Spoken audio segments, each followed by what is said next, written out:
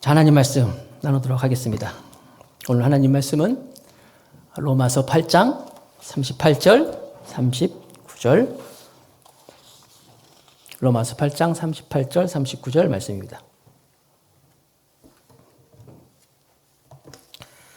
제가 받들어 봉독을 합니다. 내가 확신하노니 사망이나 생명이나 천사들이나 권세자들이나 현재일이나 장래일이나 능력이나 높음이나 깊음이나 다른 아무 피조물이라도 우리를 우리 주 그리스도 예수 안에 있는 하나님의 사랑에서 끊을 수 없으리라. 아멘. 오늘은 성탄과 하나님의 사랑 이렇게 제목을 정해봤습니다. 자, 복음은 그 말 음역하면은 복복자의 소리 음자잖아요. 기쁜 소식이다. 복음, 기쁜 소식이다. 우리에게 기쁜 소식은 어떤 걸까요? 아, 정말 기쁜 소식이다. 코로나19가 다 없어졌다. 코로나19를 극복했다. 정말 기쁜 소식이죠. 전 세계에 다 좋은 소식일 거예요. 아니면 로또에 당첨됐다. 대박 났다. 돈을 많이 벌게 됐다. 그것도 사실 기쁜 소식일 거예요. 작게는 회사에서 진급을 했대요. 아니면 병이 나았습니다. 다 기쁜 소식이에요. 그런데 그런 소식들은 오래 가지가 않아요. 금방 또 사라질 수 있다는 거예요. 마치 새 집에 들어갔을 때, 새 집을 장만해서 들어갔을 때 너무 좋잖아요. 근데 그 집에서 조금 살다 보면 그냥 그럭저럭 이렇게 되는 것처럼 이 세상에선 기쁜 소식은 오래 가지가 못하는 것 같아요. 그런데 인간에게 있어서 우리가 천국에 갈 수 있다. 우리가 죽어서 끝나는 게 아니라 천국에 들어간다. 천국을 소유했다.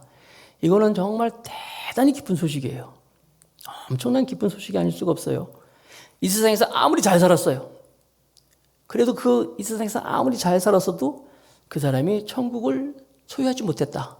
천국을 가지 못한다. 그러면요, 이 세상에서 아무리 잘 살았어도 소용이 없는 거예요. 그런데 우리가 천국을 갈 수 있다.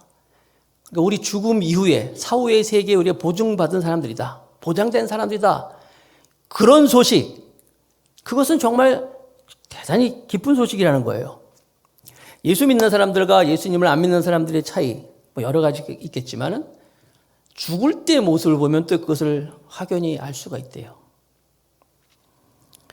예수님을 안 믿는 사람들,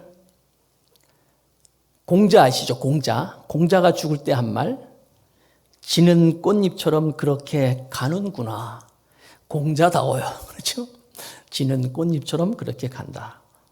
석가모니, 태어나는 모든 사물은 다 덧없으며 결국은 죽는다.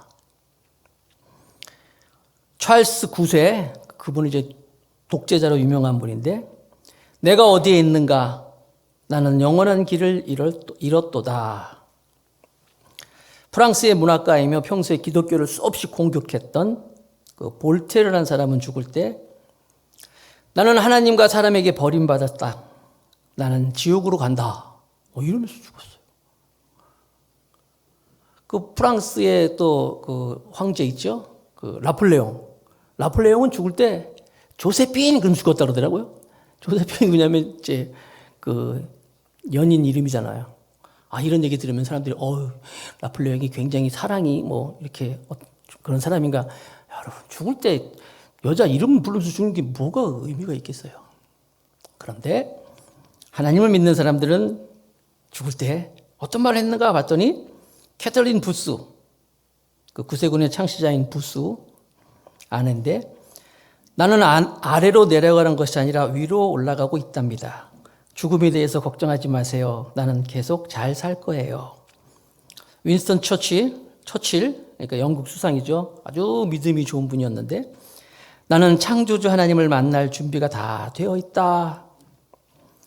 존 오웬 목사님, 청교도 목사님이신데, 나는 영혼을 사랑했던 분, 아니 영원한 사랑으로 나를 사랑하신 분께로 갑니다.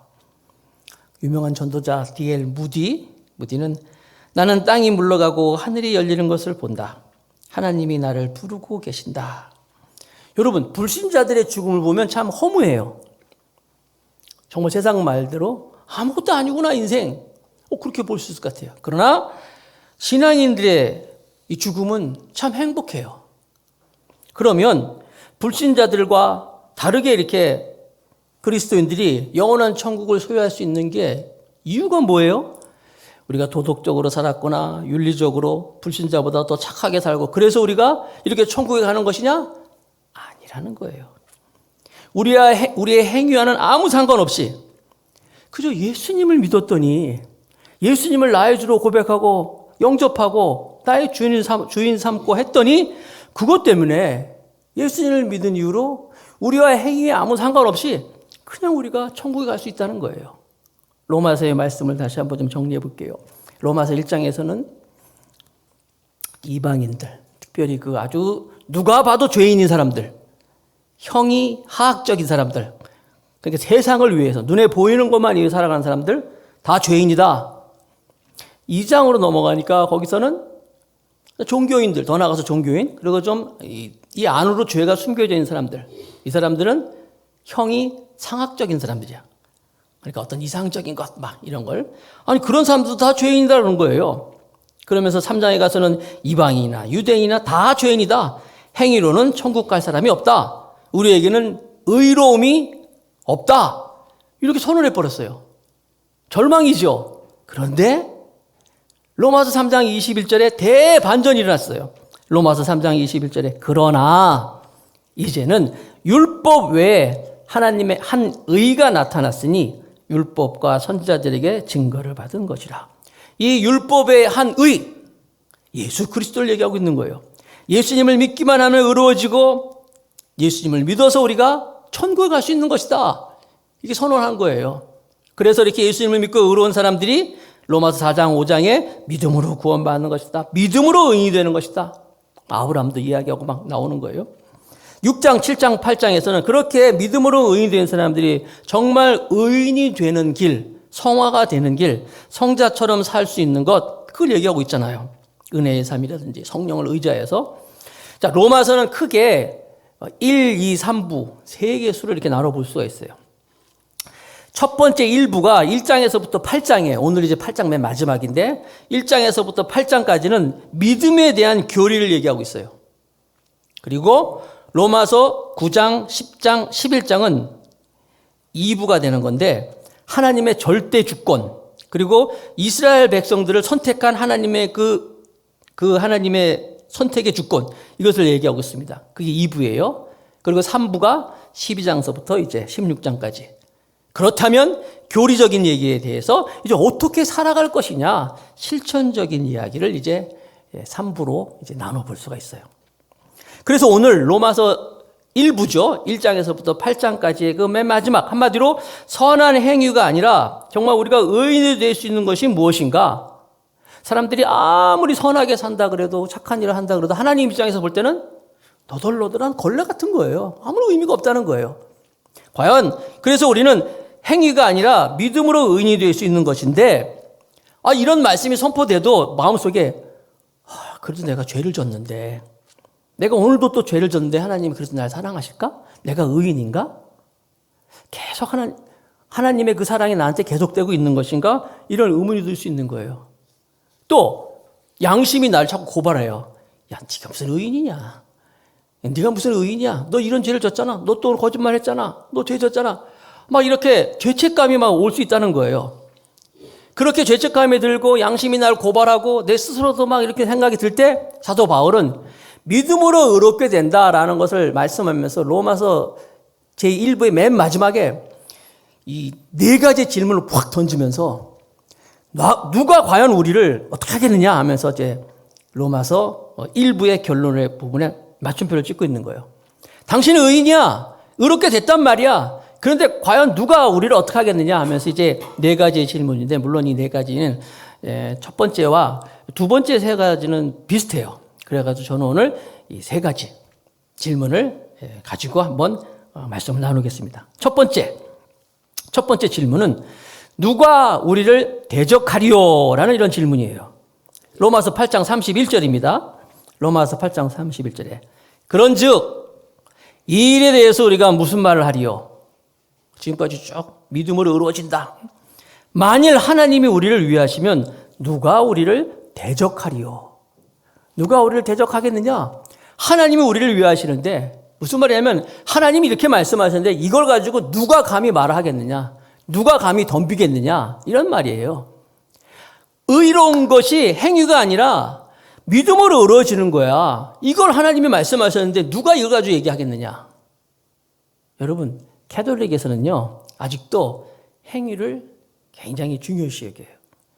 우리 프로테스탄트, 개신교, 기독교에서는 아니야. 믿음으로. 근데 가톨릭에서는 아직도 행위를 얘기하고 있어요. 마치 행함이 없는 믿음은 죽은 믿음이다. 그 야고보의 말씀을 붙잡는 것처럼.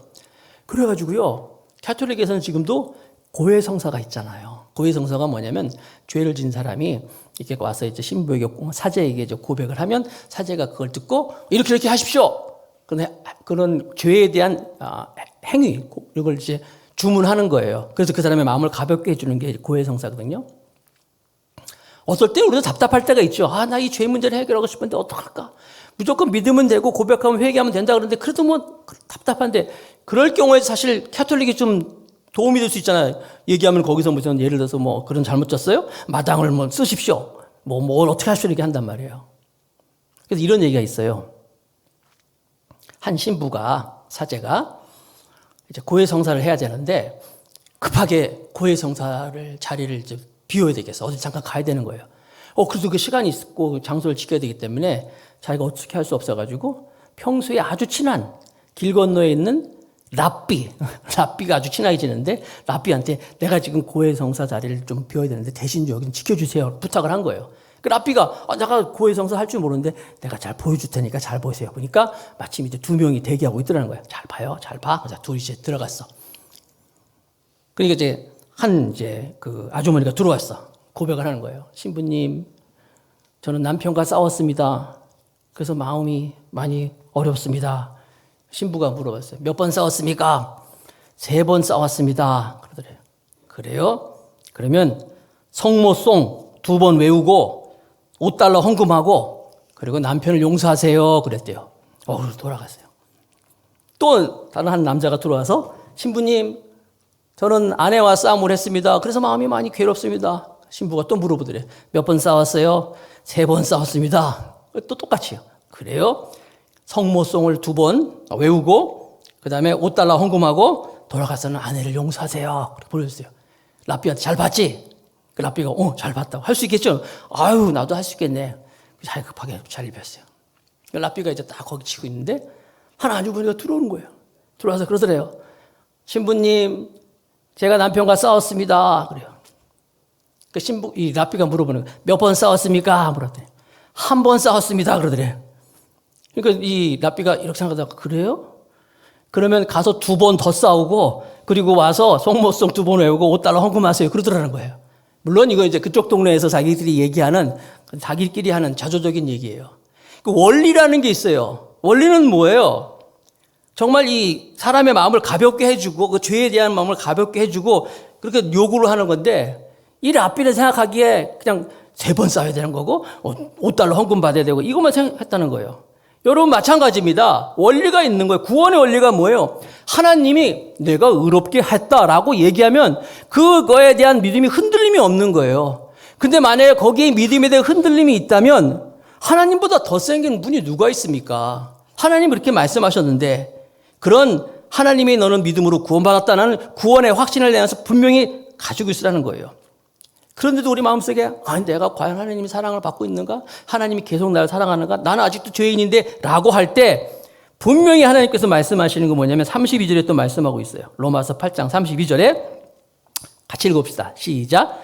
자기 아들을 아끼지 아니하시고 우리 모든 사람을 위하여 내어주신 이가 어찌 그 아들과 함께 모든 것을 우리에게 은사로 주지 아니하시겠느냐. 의심하는 자에게 자꾸만 그래도 하나님의 사랑에 대해서 의심하는 사람들에게 하나님이 자기 아들을 우리에게 내어줬는데 그 자기 아들까지 내어주신 그분이 뭐가 아깝겠느냐? 뭐든지 은사로 주지 않겠느냐고 말씀하고 있는 거예요. 사람들의 사랑은 영원하지가 않잖아요. 난 당신을 영원히 사랑했습니다. 영원하지 않아요, 여러분. 영원한 것 같지만 영원하지 않아요, 여러분. 응? 영원할 걸 줄 알고 결혼했는데 영원하지 않잖아요, 여러분. 그 사랑이. 물론 이렇게 얘기하면 또 목사님 집안에 요즘 무슨 문제가 있나? 전혀 문제 없습니다. 사람의 사랑은 영원하지가 않아요. 변하게 돼 있어요. 그러나 하나님의 사랑은 변하지 않는다는 거예요. 안 변하는 그 사랑인데 그 변하지 않는 하나님의 사랑에 대해서 요한복음 13장 1절에는 세상에 있는 자기 사람들을 사랑하시되 끝까지 사랑하신다 그랬어요.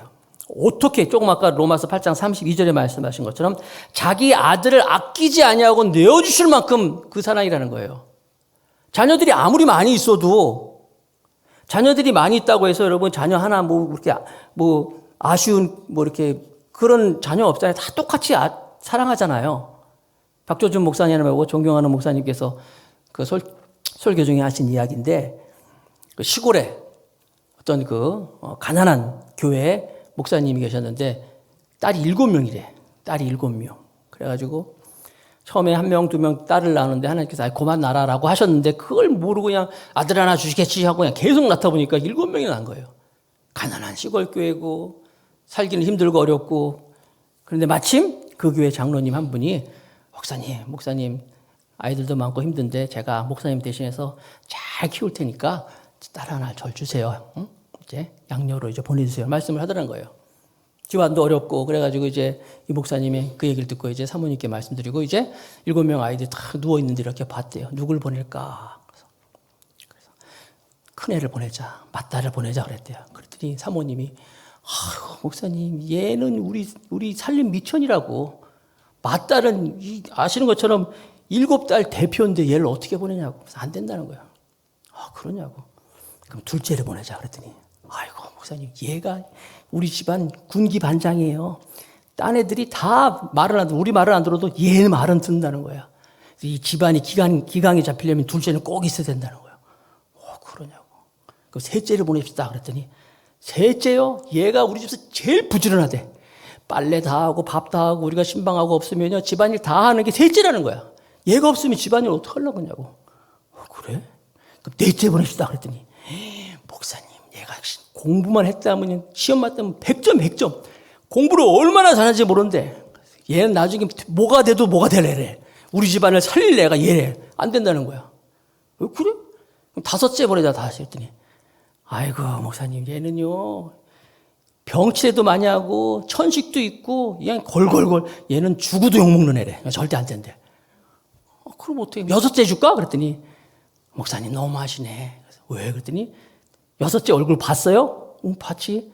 걔가 나를 꼭 닮았잖아. 응? 이 딸 중에서 나를 꼭 닮은 건 6째야. 이게 안 된다는 거야. 그 막내네? 그랬더니 내리사랑이라고 딴 애 다 줘도 막내는 절대 안 된다는 거야. 그럼 누굴 주라는 거야? 이게 사람이잖아요.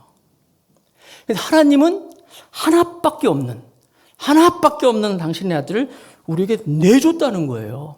그 정도로 하나밖에 없는 아들을 우리에게 내주신 그 하나님 앞에 그 하나님의 사랑 앞에 누가 우리를 대적하겠냐고 말씀하고 있는 거예요. 탕자의 비유 아시잖아요. 둘째 아들 탕자는요 아버지에게 유산을 달라고 그랬어요. 유산을 달라고 한다는 것은 그 당시에는 아버지가 죽지 않으면 유산을 줄 수가 없는데 유산 달래요. 유산 주세요 하는 것은 이미 자기 머릿속에 아버지를 죽인 거예요. 아버지가 없는 거예요. 그러나 아버지는 사랑하시기 때문에 달라고 하니까 줬어요. 가져가서 허랑방탕에 다 쓰고 이제 그러고 있는데 나중에 돌아오잖아요. 그런데 그 아버지가 어떻게 해요? 달려가서 안아서 끼안고 정말 사랑하잖아요. 냄새나는 그 아들 계속 인정해 주잖아요. 그게 뭐예요? 하나님의 사랑을 얘기하고 있는 거예요. 그 하나님의 사랑 공부를 못해도 정말 못났어도 계속되는 하나님의 사랑 현재 진영이 그 하나님의 사랑을 말씀하고 있는 거예요. 어느 정도까지 사랑하느냐? 아까 말씀드린 것처럼 자기 하나밖에 없는 아들을 죽이기까지 하면서 사랑하신 그 하나님. 예수님을 누가 죽였어요? 로마 군인이 죽인 게 아니에요. 대제사장이 죽인 게 아니에요. 빌라도나 폭도들이 죽인 것이 아니라 예수님을 누가 죽였냐면 하나님이 예수님을 죽이겠어요? 왜 그랬습니까? 이사야 53장 6절. 이미 예수님이 태어나기 700년 전에 이사야는 여호와께서는 우리 무리의 죄악을 그에게 담당시키셨도다. 이미 오래전에 그분의 죽음을 그분은 하나님께서는 허락하셨던 거예요. 이사야 53장 10절. 여호와께서 그로 상함을 받게 하시기를 원하사 질고를 당게 하셨은지요. 여호와께서 하나님께서 이미 예수님의 죽음을 허락했다는 거예요. 뭐 때문에? 우리를 사랑하기 때문에. 다시 한번 로마서 8장 32절 말씀을 같이 한번 읽어보겠습니다. 다 같이 시작. 자기 아들을 아끼지 아니하시고 우리 모든 사람을 위하여 내어주신 이가 어찌 그 아들과 함께 모든 것을 우리에게 은사로 주지 아니하겠느냐. 이게 하나님의 사랑이라는 거예요. 이 하나님의 사랑에 누가 감히 대적하겠냐요. 누가 아니라고 얘기하겠냐 이거예요. 그럴 수 없다. 절대 그럴 수 없다라고 사도는 우리에게 분명히 말씀하고 있는 거예요. 두 번째 질문을 봅니다. 사실 두 번째 질문, 두 번째, 세 번째 한꺼번에 볼 수 있는데, 누가 우리를 고발하며 정죄하리요. 로마서 8장 33절, 34절. 누가 능히 하나님이 택하신 자들을 송사하리요. 고발한다는 것이죠. 의롭다 하신 이는 하나님이시니 누가 정죄하리요. 죽으실 뿐만 아니라 다시 살아나신 이는 그리스도 예수시니 그는 하나님 우편에 계신 자요 우리를 위하여 간구하시는 자신이라. 하나님께서 이렇게 말씀하시고 인정해 주셨는데, 믿음으로 의롭다 하셨는데 누가 우리를 과연 송사하고 잘못했다고 정죄할 수 있겠느냐 말하고 있는 거예요. 물론 우리가 의로워지지만 화내요. 욕도 할 때 있고 또 거짓말 할 때도 있고 잘못할 때도 있어요. 그러나 그래서 우리 스스로도 야, 네가 이러면서 무슨 의인이냐, 어떤 양심의 고발을 들을 수가 있고, 또 사단이 우리에게 네가 무슨 의인이야라고 우리를 정죄할 수도 있어요. 그러나 하나님께서는 이미 아까 말씀드린 것처럼 선포하셨고 말씀하셨기 때문에 이거에 대해서 누가 대적할 수 없는 것이고, 우리는 어려서부터 하도 자라가면서 어떤 대가에 대한 것을 계속 공부하면서 그렇게 살아왔기 때문에 무조건적인 사랑에 대해서 인식을 못해요. 교회에서는 아멘, 교회에서는 내 인정하지만 그래 잠시 지나면 아니야, 어떻게 그게 사라질 수 있을까라고 생각할 수 있다는 거예요. 그런데 로마서 1장에서부터 8장까지 보면 계속 아니라는 거예요. 누가 너희들 정죄할 수 없다는 거예요. 로마서 8장 1절 말씀. 그러므로 이제 그리스도 예수 안에 있는 자에게는 다 같이 결코 정죄함이 없다. 결코 정죄함이 없다. 그 아주 오래된 교회, 한 50년, 60년, 100년 된 교회에 한 강사님이 가셔가지고 부흥회 인도하면서 여러분 가운데 의인은 손 들어보세요. 그랬더니 아무도 손을 안 들더래. 그래서 그래요?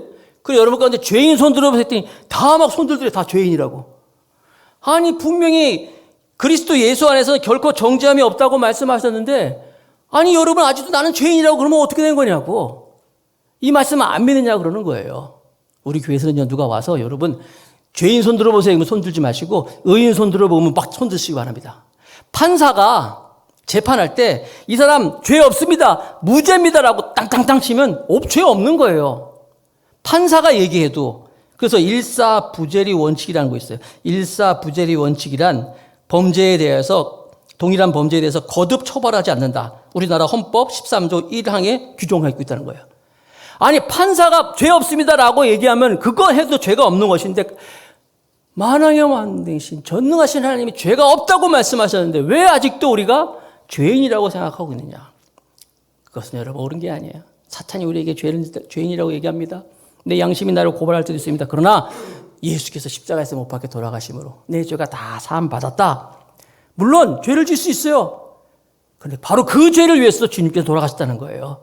아, 내가 욕했는데, 내가 다시 또 거짓말했는데, 그래요. 그래도 그 죄를 위해서 예수님께서 돌아가셨다는 거예요. 그래서 그 죄를 고백하면 다 용서함 받는 사실을 믿는 여러분 되시기를 주님의 이름으로 축복하겠습니다. 그럴 수 없느니라. 그럴 수 없느니라. 우리를 정죄할 수 없느니라. 송사할 수 없느니라. 사도는 우리에게 말씀하고 있습니다. 마지막으로 세 번째, 마지막 질문이죠. 누가 우리를 하나님의 사랑에서 끊으리요? 마지막 질문이에요. 로마서 8장에 이제 마지막 마침표를 찍는 거예요. 로마서 8장 35절. 누가 우리를 그리스도의 사랑에서 끊으리요? 바로 그 사랑. 환난이나 공고나 핍박이나 기근이나 적신이나 위험이나 칼이랴. 그러니까 첫 번째 질문은 누가 하나님께서 믿음을 어렵다가 선포한 것에 대해서 누가 감히 대적하겠느냐? 누가 송사하며 정죄하겠느냐? 그리고 마지막, 누가 이 사랑을, 이 하나님의 사랑을 끊을 수 있겠냐를 말씀하고 있는 거예요. 여러분, 우리가 계속 죄를 짓죠? 우리는 죄를 집니다. 완전하지는 않아요. 완전한 의인이 된 건 아니에요. 하나님이 칭의라 그랬잖아요. 의롭다 칭해 주시는 것이 완전한 의인이 된 건 아니에요.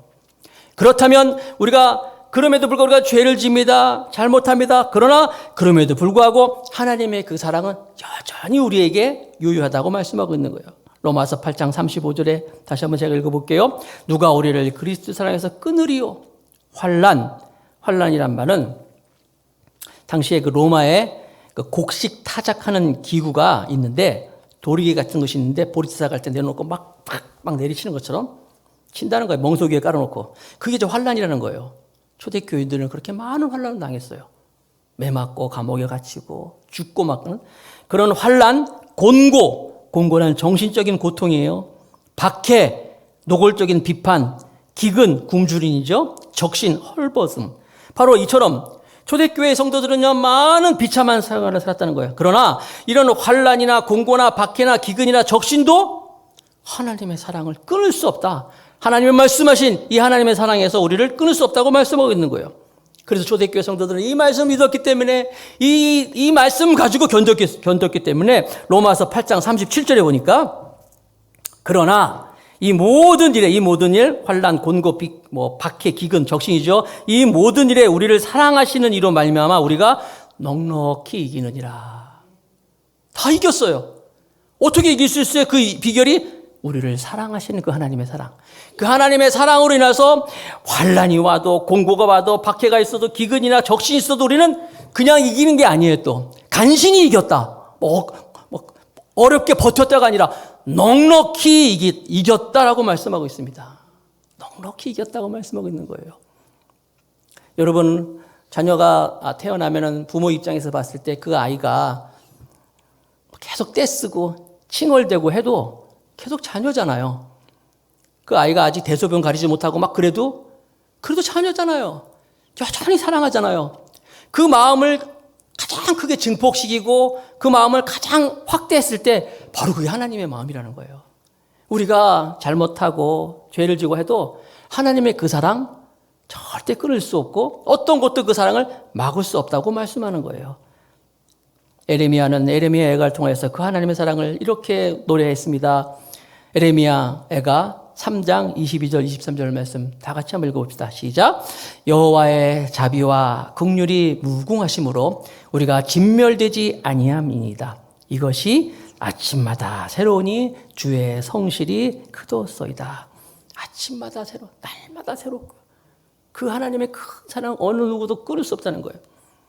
여러분, 또 자녀들 중에 자녀를 기를 때 부모가 야, 너 몇 살 때 그때 너 이불에다가 이렇게 오줌 싼 거 알아? 이렇게 얘기하는 자녀 없잖아. 부모 없잖아요. 너 몇 살 때 엄마 주머니에서 또 훔쳐가지고 가져간 거 그거 알아? 늘 그렇게 얘기하는 부모 없잖아요. 마찬가지로 하나님도 우리가 잘못했을 때 너 그때 뭐 잘못했지? 너 이거 잘못한 거 알아? 이렇게 하시는 분이 아니에요. 부모가 자녀에게 좋은 기억만 할 수 있도록 이렇게 얘기하는 것처럼 하나님도 우리에게 죄인 되었을 때 얘기하는 것이 아니라 우리가 의인으로서 새롭게 살아가는 새로운 사랑을 말씀하시는 거예요. 그래서 사도는 마지막으로 결론적으로 이렇게 말씀을 맺고 있습니다. 로마서 8장 38절 39절 같이 큰 소리 읽으면서 말씀 마칠게요. 시작. 내가 확신하노니 사망이나 생명이나 천사들이나 권세자들이나 현재의 일이나 장래의 일이나 능력이나 높음이나 기품이나 다른 아무 피조물이라도 우리를 우리 주 그리스도 예수 안에 있는 하나님의 사랑에서 끊을 수 없으리라. 이 하나님의 사랑이 직접적으로 보여준 것이 성탄이에요. 성탄. 그분이 많은 선지자들을 보내고 많은 사람들을 보내고 보내고 보냈건만 사람들이 믿지 않고 거부하고 목이 고도 있을 때 급기야는 하나님이신 그분이 이 땅에 오시는 거예요. 그 하나님의 사랑을 보여주기 위해서, 나타나기 위해서 오시는 거예요. 그것이 바로 성탄이에요. 이 하나님의 사랑, 내가 어떤 사람인지 상관없이, 내가 무엇이든지 상관없이 여전히 나를 사랑하시는 그 하나님, 그 하나님의 사랑을 우리가 믿고 또 그 하나님의 사랑에 잠겨서 오늘 우리는 힘들지만 어떤 어려움에도 그 하나님의 사랑으로 넉넉히 이기며 나갈 수 있는 귀한 성도가 다 되시기를 주님의 이름으로 축복하겠습니다.